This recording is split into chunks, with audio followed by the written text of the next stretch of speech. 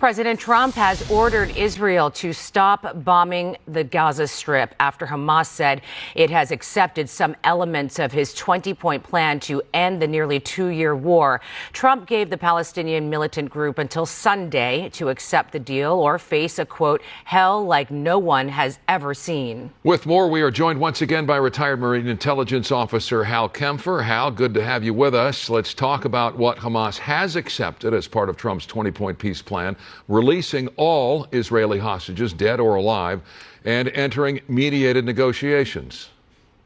Micah, they have. The big thing was they said over a 72-hour period they would release all the hostages over, they're alive and those who are deceased, which is that's a big sticking point.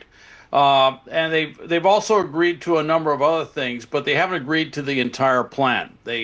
They want a faster withdrawal of Israeli forces. They haven't agreed to the disarmament part of it, which is big. They haven't agreed to this idea of an international interim body, certainly with President Trump as the head of it, but also potentially former Prime Minister Tony Blair involved. They want some sort of technocratic Palestinian body, and they don't seem to have relinquished their desire to be part of follow-on governance. So there's a lot to go with. There's a lot they have to negotiate. But with that said, Israel about an hour ago turned around and said, we're going to stop offensive operations. So what President Trump said, obviously Bibi Netanyahu listened to and took heed. Well, we've been here before, Hal, with Hamas. Glimmers of hope on negotiations, ceasefires. Is this time different, especially after that threat that if a deal isn't accepted by Sunday, then Hamas will face a, quote, hell like it has never seen? Sure, we have been here before, but this is different. This is the first time a U.S. president, whether Biden or Trump, has actually dictated terms to the prime minister, to Prime Minister Netanyahu, saying, look, stop the bombing. And I wasn't quite sure what was going to happen. And then, the IDF turned around and said, we're stopping all offensive operations, which implies offensive bombing. Doesn't mean they won't be on the defensive, doesn't mean they won't use explosives in a defensive manner, but they're not pushing forward. So that's different. That's one thing that's completely separate and apart. And then that basically Hamas has agreed to release all the remaining hostages. That's a little bit different too. We just haven't seen that, at least to date. Hal, aside from the fundamentals of the IDF actually stopping bombing, especially days after the president met with Prime Minister Netanyahu, what is the significance of that politically?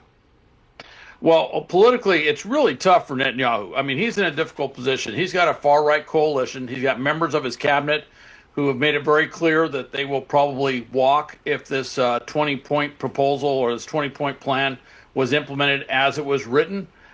His coalition would collapse. He's facing an election this year. And if he loses office, he's facing, criminal charges in Israeli courts and potentially could go to prison if he's not prime minister. So he has a lot of reasons to get a deal that will keep that end state from happening. But with that said, the U.S. is the biggest supporter of Israel, and I think he was very, very much concerned. Would President Trump take the next step? Would he do something like withhold aid or withhold support for Israel or something like that? So you saw Israel basically come back and say, we'll stop offensive operations. And I thought that was a big response. So the president also saying that he believes Hamas is ready for lasting peace. As we approach the 2-year anniversary of the October 7th attack on Israel, it sounds like you see an end in sight here.